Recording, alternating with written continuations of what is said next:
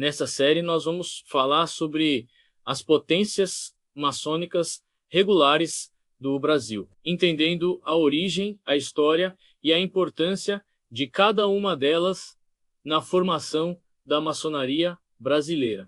E para começar, vamos pela mais antiga e tradicional, o Grande Oriente do Brasil. Fundado em 1822, no mesmo ano da independência, ele atravessou o Império, a República e diversas transformações políticas e sociais do país.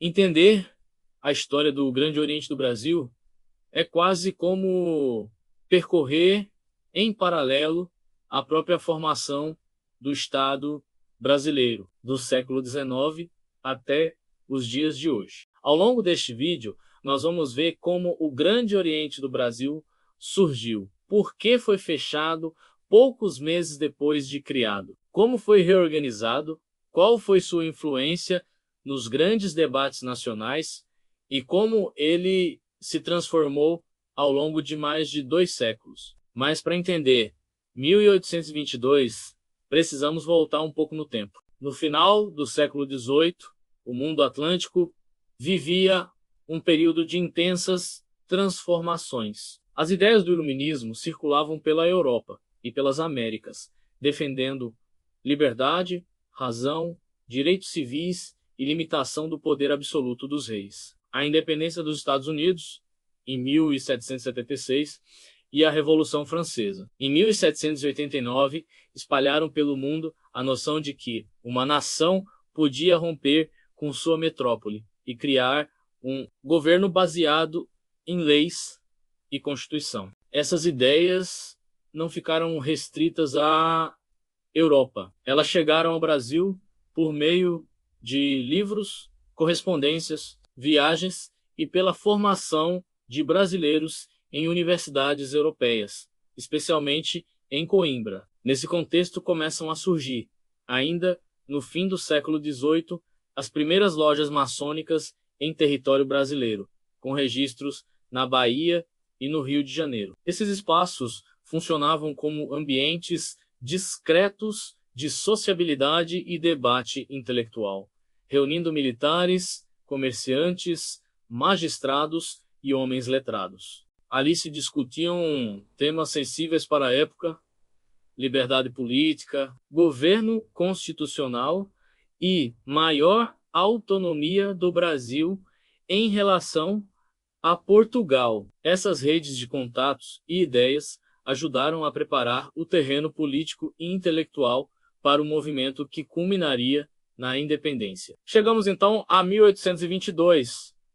No dia 17 de junho de 1822, no Rio de Janeiro, 3 lojas existentes se unem e fundam o Grande Oriente do Brasil: Comércio e Artes, União e Tranquilidade e Esperança de Niterói. O primeiro grão-mestre é José Bonifácio de Andrada e Silva, uma das figuras centrais do processo de independência e conselheiro direto de Dom Pedro.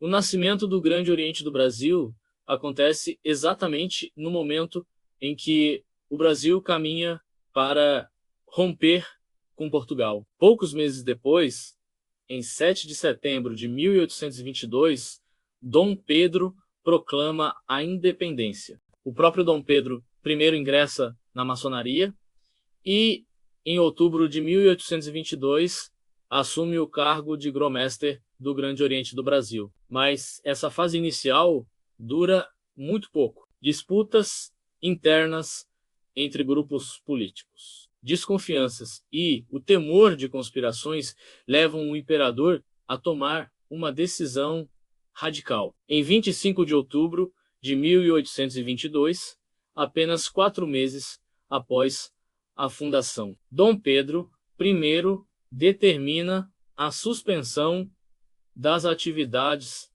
do Grande Oriente do Brasil. Ou seja, a instituição nasce junto com a independência e é fechada no mesmo ano. O Grande Oriente do Brasil só voltaria a funcionar de forma estável quase uma década depois, em 1831, com a abdicação de Dom Pedro I e o início do período regencial. O Grande Oriente do Brasil é reorganizado e retoma suas atividades de maneira contínua. A partir daí, começa sua verdadeira consolidação. Durante o Império, o Grande Oriente do Brasil se expande por diversas províncias brasileiras, criando lojas e formando uma ampla rede de sociabilidade entre políticos, juristas, militares, médicos e intelectuais. Em 1842,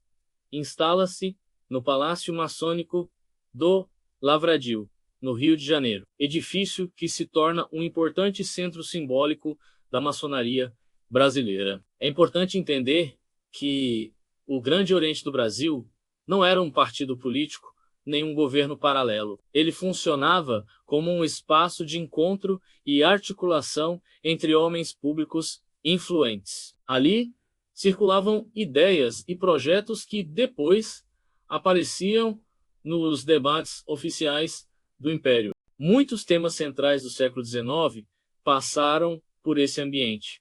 O combate ao tráfico transatlântico de escravos, a defesa de liberdades civis, o fortalecimento de princípios constitucionais e discussões sobre a relação entre igreja e Estado. Na década de 1870, ocorre um episódio marcante, conhecido como questão religiosa. Bispos católicos passam a condenar a participação de fiéis na maçonaria e entram em choque com o governo imperial, que defende a autoridade do Estado sobre a Igreja em assuntos civis. Esse conflito mostra como a maçonaria já era percebida como uma força social e intelectual relevante. Ao longo da segunda metade do século XIX, muitos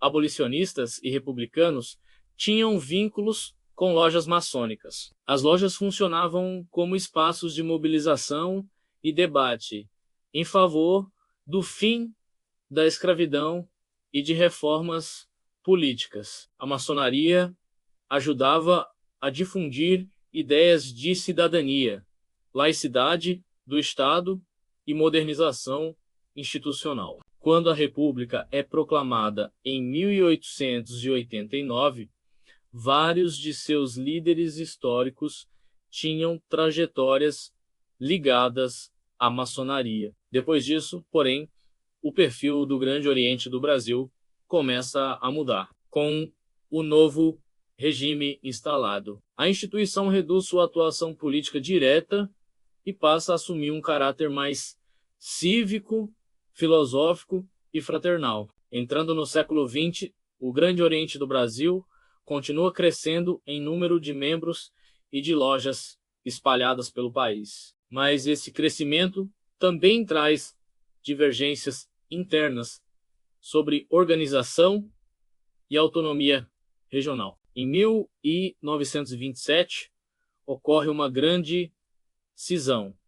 Surgem grandes lojas estaduais independentes do Grande Oriente do Brasil. Décadas depois, em 1973, uma nova divisão leva à formação de outra estrutura nacional por parte de grandes orientes estaduais dissidentes. Essas separações não significam o fim do GAB, mas sim a pluralização da maçonaria brasileira, que passa a ter várias potências regulares coexistindo, mesmo com as divisões. O Grande Oriente do Brasil mantém uma continuidade histórica direta desde 1822 e busca reconhecimento junto a outras obediências maçônicas regulares pelo mundo. Com o passar do tempo, sua identidade se consolida menos como ator político e mais como instituição filosófica, cultural e filantrópica. Hoje, o Grande Oriente do Brasil tem uma estrutura federativa reunindo grandes orientes estaduais e sua sede administrativa fica em Brasília. Suas atividades se concentram em estudos simbólicos e filosóficos, ações de filantropia, projetos educacionais e preservação de sua memória histórica. Comparado ao século XIX, há muito menos intervenção política direta e muito mais ênfase em ética, cidadania, aperfeiçoamento moral e trabalho comunitário. O Grande Oriente do Brasil passa a se apresentar como uma instituição de longa duração na história nacional, ligada à formação de elites letradas, à circulação de ideias modernas no século XIX e a práticas de sociabilidade e ajuda mútua. Quando olhamos para trás, vemos uma linha do tempo marcante. Em 1822, ele nasce junto com a independência. No mesmo ano, é fechado. Em 1831, é reorganizado definitivamente durante o Império, torna-se um espaço importante de articulação intelectual e política. Participa do ambiente de ideias que cerca o abolicionismo e a transição para a República. No século XX, passa por divisões, mas se mantém ativo e se redefine. E hoje atua principalmente nos campos filosófico, cultural e social. Por isso, o Grande Oriente do Brasil não é apenas uma instituição maçônica, ele é um fio histórico que atravessa independência, império, abolição da escravidão, república e chega aos dias atuais como parte da memória política e cultural do país. Entender sua trajetória ajuda a compreender